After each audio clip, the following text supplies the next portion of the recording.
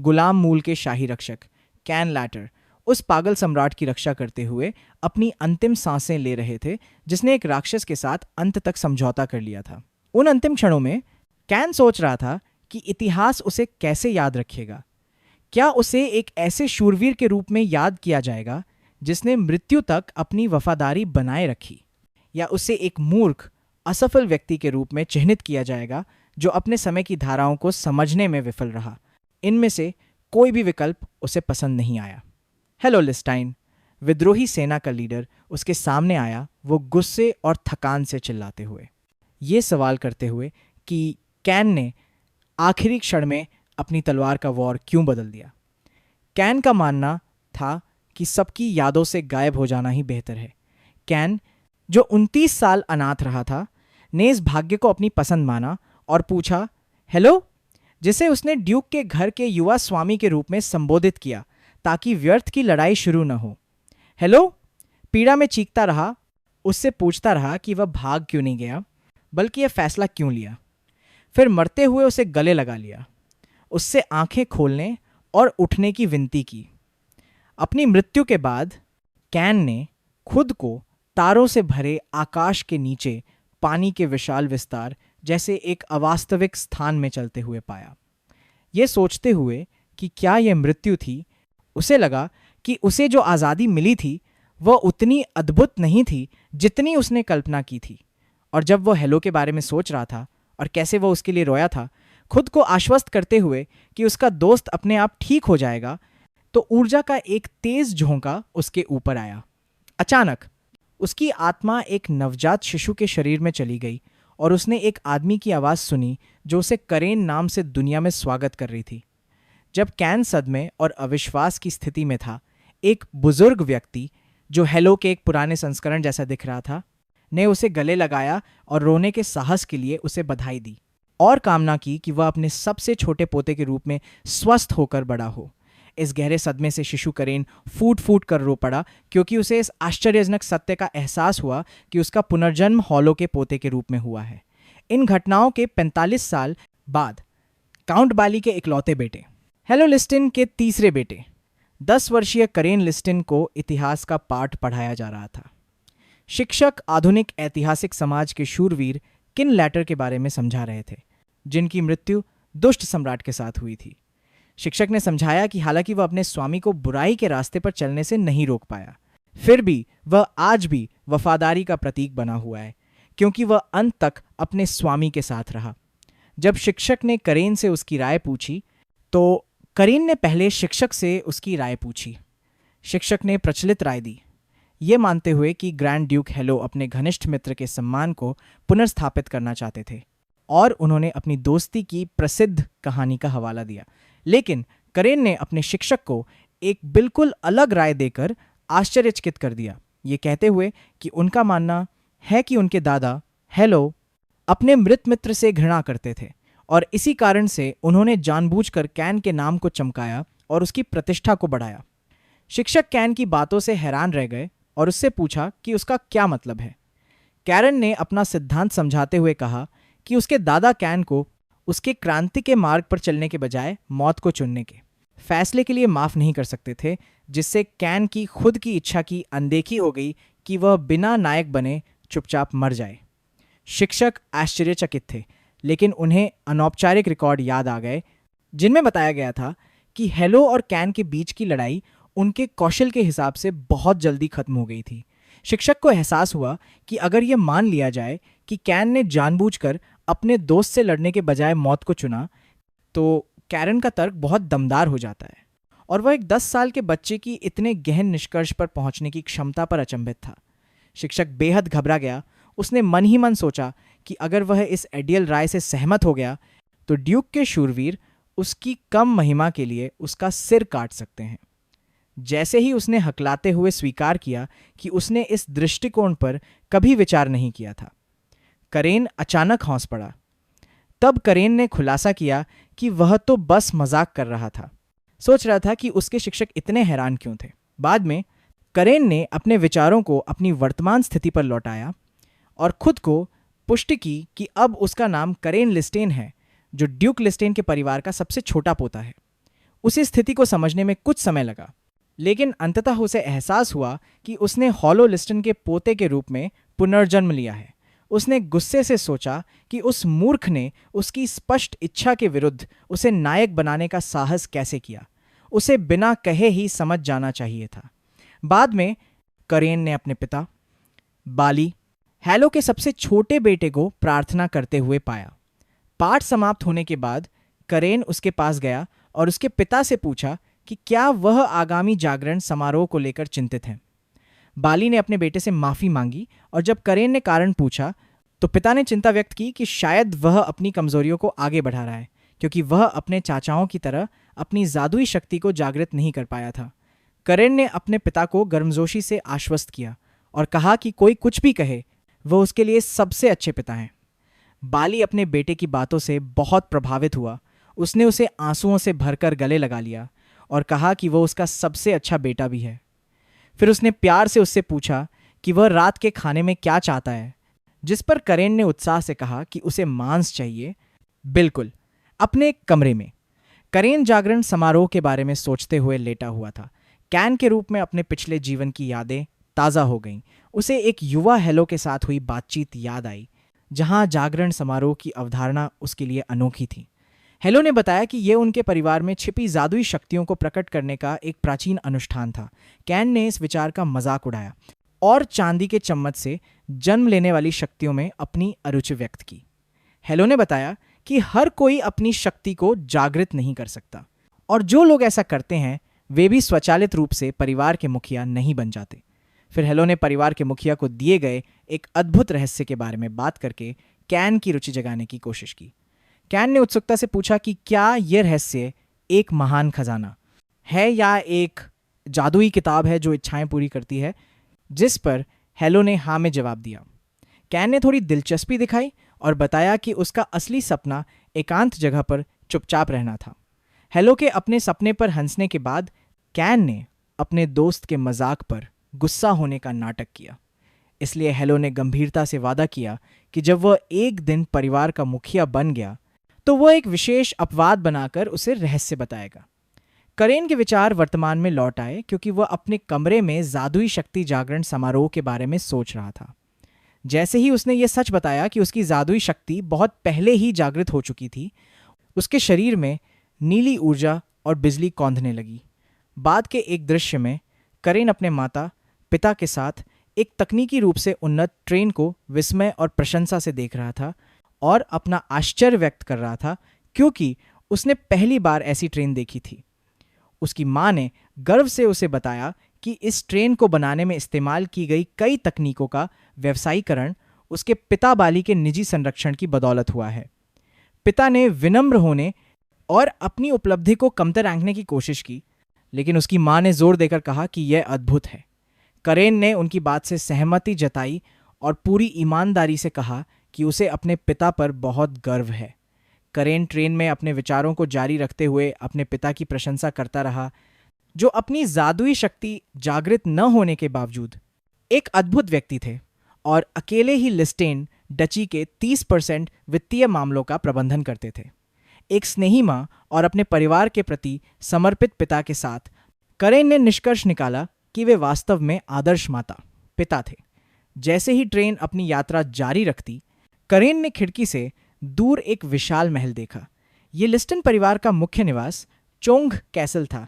करेन को अपने दादा हॉलो लिस्टन के उस जगह पर होने के बारे में सोचकर उत्सुकता और क्रोध का मिला जुला एहसास हुआ।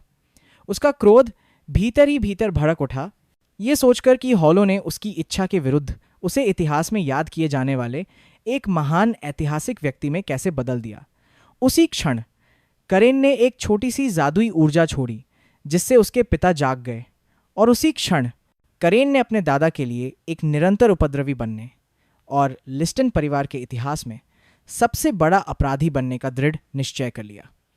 करेन ने मन ही मन अपने दादा से प्रतिज्ञा की और उनसे कहा कि वे प्रतीक्षा करें और देखें कि उनका प्यारा सबसे छोटा पोता जो रास्ते में था क्या करता है। जब ट्रेन स्टेशन पर पहुंची तो उनका स्वागत करने के लिए एक स्वागत दल वहां मौजूद था। करेन के पिता ने हेनरिच नाम के एक व्यक्ति से अभिवादन किया जिसने ड्यूक परिवार की उदारता के लिए निरंतर आभार व्यक्त किया। स्टेशन पर सीवुल्फ शूरवीरों ने करेन का ध्यान आकर्षित किया क्योंकि उसने देखा कि वह उसके क्षेत्र के शूरवीरों से अलग थे। वह सोच रहा था कि क्या उन्होंने उस मन को महसूस किया है जिसे उसने पहले ही जगा दिया था, लेकिन उसे इस बात की परवाह नहीं थी कि यह खबर उसके दादा तक पहुंच जाएगी। ये मानते हुए कि यह केवल समय की बात है, परिवार को मुख्य महल में ले जाया गया, विशेष रूप से एक विशाल स्वागत कक्ष में, जहां करेन को प्रतीक्षा करने के लिए कहा गया जब तक काउंट बाली परिवार के बुजुर्गों का अभिवादन करने के लिए गए। करेन विशाल कमरे में इंतजार करते हुए ऊब गया और उसने सोचा कि काश उसने पुस्तकालय जाने के लिए कहा होता। अचानक कमरे में मौजूद एक अन्य लड़के ने उसके विचारों को बाधित किया, ये कहकर उसका मजाक उड़ाया कि अफवाहें सच थीं कि करेन वास्तव में एक किताबों का कीड़ा था, क्योंकि आगमन पर पहली चीज जो उसने मांगी थी वह पुस्तकालय था। लड़के ने फिर करेन और उसके पिता का अपमान करते हुए कहा कि चूंकि वह अपने चाचा बाली के वंश से था, इसलिए मन को जगाने की उसकी संभावना कम थी, इसलिए उसके लिए बेहतर यही था कि वो आम लोगों की तरह, अपने पिता की तरह पढ़ाई करके पैसे कमाए। इस अपमान से करेन नाराज हो गया और उसने लड़के से ठंडे स्वर में पूछा कि क्या वह लड़ना चाहता है। लड़का उसकी प्रतिक्रिया से हैरान हुआ, लेकिन उसने थोड़ा मन इकट्ठा कर लिया, ये सोचकर कि वह करेन को बढ़त दिला देगा। लेकिन करेन ने शांति से सोचा कि क्या मुख्य घर में कोई उपद्रवी पल रहा है। फिर उसने अपने मन का एक आभा मंडल फैलाया, जिससे लड़का पूरी तरह से स्तब्ध रह गया। लड़के ने चौंकर पूछा कि करेन ने उसका मन कब और कैसे जगाया, जिस पर करेन ने मुस्कुराते हुए जवाब दिया कि उसके पिता को भी इसके बारे में कुछ नहीं पता। फिर करेन ने अपने चचेरे भाई, जिसे वह भाई कहकर संबोधित करता था, को बताया कि उनके बीच एक समस्या है। करेन ने घोषणा की कि परिवार में 2 उपद्रवियों की कोई जरूरत नहीं है और वह खुद ये भूमिका निभाएगा ताकि दूसरा उसके लिए जगह बना सके, जिससे उसका चचेरा भाई डर के मारे वहीं जम गया। महल में कहीं और सबसे बड़े चाचा टाइलिस लोन अपने दोनों भाइयों के साथ बैठे थे। हेनरिक को बताया गया कि करेन ने पहले ही अपना मन जागृत कर लिया है, जिसकी पुष्टि तीसरे शूरवीर सेनापति ने की। दूसरे चाचा राफेल लोन ने टिप्पणी की कि करेन ने अपने मन जागरण की बात मुख्य घर से छिपाई थी, जिससे उनके भाई बाली के इरादों पर सवाल उठा, जिसे उन्होंने असफल बताया। बाली सचमुच हैरान लग रहा था। उसने पुष्टि की कि उसे भी नहीं पता था। टाइल्स ने अपने भाई राफेल को उसकी जल्दबाजी के लिए डांटा, ये बताते हुए कि ये कोई अजीब बात नहीं है क्योंकि वो खुद मैना को जगा नहीं सका। फिर पूरी स्थिति को दयनीय बताया। अचानक एक नौकर घबराया हुआ कमरे में घुसा, मुख्य बटलर को जल्दी आने को कहा। फिर युवा मालिक राफेल को पुकारा। हेलो लिस्टाइन, बुदबुदाया कि कोई गलतफहमी हो गई है। राफेल समझ गया कि बात उसके बेटे की है और गुस्से से खड़ा हो गया। इस बीच स्वागत कक्ष में लियो जमीन पर पड़ा था, पराजित। जब राफेल पहुंचा और उसने ये दृश्य देखा तो उसने गुस्से में करेन को पकड़ लिया, उसे बदतमीज पिल्ला कहा और उससे पूछा कि वो क्या सोच रहा है। उसी समय बाली और टाइल्स वहां पहुंच गए। करेन ने शांति से जवाब दिया कि ऐसा इसलिए हुआ क्योंकि लियो ने उसके पिता का अपमान किया था। करेन ने अपने चाचा के सामने सोचा कि अगर वह उसकी जगह होता तो क्या वो चुप रहता। राफेल ने दावा किया कि करेन बकवास कर रही है। करेन को पकड़ लिया और बाली की ओर मुड़ा, उसे चुप रहने को कहा और कहा कि यह सब उसके बेटे की परवरिश में नाकामी की वजह से हुआ है। उसी समय मुख्य बटलर ने हस्तक्षेप किया और सभी को चुप रहने को कहा, यह घोषणा करते हुए कि घर के मालिक हेलो खुद इस मामले का फैसला करेंगे। राफेल को करेन को जाने देने का आदेश दिया गया, जो उसने अनिच्छा से किया। बाली अपने बेटे का हालचाल जानने के लिए दौड़ा और करेन ने उसे आश्वस्त किया कि वह ठीक है। उसके बाद मुख्य बटलर ने उन सभी को घर के मालिक से मिलने के लिए कहा। लंबे गलियारे से नीचे जाते हुए करेन ने मन ही मन सोचा कि हेलो को आखिरी बार देखे हुए बहुत समय हो गया है। अध्ययन कक्ष में प्रवेश करते ही अपनी मेज के पीछे बैठे हेलो ने करेन से सीधा सवाल किया कि उसने आते ही इतनी बड़ी घटना क्यों कर दी। बाली ने अपने बेटे का बचाव करने की कोशिश की, लेकिन हेलो ने उसे सख्ती से चुप करा दिया, ये कहते हुए कि उसने उससे कुछ नहीं पूछा था और वह सीधे अपने बेटे से जवाब सुनेगा। हेलो ने करेन से कहा कि वह जानता है कि वह इतना लापरवाह नहीं है कि नतीजों की परवाह किए बिना परेशानी खड़ी करे। और उससे उसके किए का विस्तृत विवरण मांगा। करेन को हेलो की ये बात जानकर अंदर ही अंदर आश्चर्य हुआ कि वह उसे सज़ा देने से पहले उसकी बात सुनने को तैयार था, और उसने खुद से इसे शिष्टता का अनुचित प्रदर्शन बताया। करेन ने फिर अपना जवाब साफ साफ दोहराया और कहा कि लियो ने उसके पिता का अपमान किया है। राफेल फिर से गुस्से से भड़क उठा, करेन पर झूठ बोलने का आरोप लगाया और उससे सच बताने की मांग की। इस पर उन्हें मेज पर मुक्का मारा और राफेल को चुप रहने के लिए चिल्लाया, ये पूछते हुए कि उसके सामने ऊंची आवाज में बोलने की उसकी हिम्मत कैसे हुई। राफेल ने अपने पिता हेलो से माफी मांगी, जिन्होंने लियो को बुलाकर सारी बातें पुख्ता करने का फैसला किया और हेनरिच को आदेश दिया कि इलाज खत्म होते ही उसे तुरंत बुला ले। लेकिन उससे पहले हो ने अपना ध्यान करेन की ओर मोड़ा और बताया कि वह सिर्फ अपमान के बारे में ही नहीं पूछना चाहता था। करेन ने अपने दादाजी के प्रश्न का पूर्वानुमान लगा लिया और प्रसन्नतापूर्वक घोषणा की कि यदि वे मैना के बारे में पूछ रहे हैं तो उन्होंने उसे 3 वर्ष पहले ही जगा दिया था, जिससे वहां उपस्थित सभी लोग आश्चर्यचकित हो गए। हेलो ने उससे पूछा कि उसने इतने समय तक अपने पिता से भी ये बात क्यों छिपाई, और मन ही मन सोच रहा था कि इतनी कम उम्र में ही मन को जगाने वाले इस लड़के ने क्या किया। करेन ने बताया कि उसे तब तक पता ही नहीं चला कि यह मन है जब तक उसने बाद में एक किताब में इसके बारे में नहीं पढ़ा, और जब उसके दादा ने उससे आगे क्या हुआ ये जानने के लिए जोर दिया तो करेन ने मासूमियत से मुस्कुराते हुए कहा कि वह बस इसे राज रखना चाहता था। उसने आगे कहा कि राज मज़ेदार होते हैं, और ये और भी मज़ेदार इसलिए था क्योंकि उसके इलाके के शूरवीरों को इसकी कोई जानकारी नहीं थी। हेलो ने उससे पूछा कि क्या बस इतना ही था, और करेन ने खुशी खुशी इसकी पुष्टि कर दी। उसी समय लियो वहां पहुंचा। उसके जख्मों पर पट्टी बंधी थी और हेलो ने तुरंत उससे पूछा कि क्या उसने सचमुच अपने चाचा का अपमान किया है। करेन ने एक विस्तृत नाट्य प्रस्तुति शुरू की जिसमें उसने लियो द्वारा अपने पिता के अपमान पर बनावटी दुख व्यक्त किया और उसे एक घटिया आदमी बताया जो सिर्फ पैसों की परवाह करता है। करेन ने फिर अपने पिता को अयोग्य और घमंडी बताते हुए कहा कि अगर उसके पिता बिना रोशनी देखे ही मर गए तो उसे कितना दुख होगा। फिर उसने अपना भाषण ये स्वीकार करते हुए समाप्त किया कि इतना सब कुछ होने के बावजूद उसे लियो को नहीं मारना चाहिए था और उसने बहुत बड़ा पाप किया है। लियो इस टेढ़ी मेढ़ी बात से भयभीत हो गया और उसने जोर देकर इनकार कर दिया। इस पर करेन ने अपने चचेरे भाई को डराने के लिए अपनी ऊर्जा का एक झोंका छोड़ा।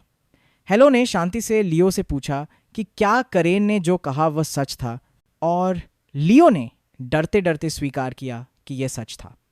स्वीकारोक्ति सुनने के बाद हेलो ने फैसला किया कि चूंकि जागरण समारोह अगले दिन था, वह दोनों लड़कों की सज्जा समारोह के बाद तक टाल देगा और उन्हें आराम करने का आदेश दिया।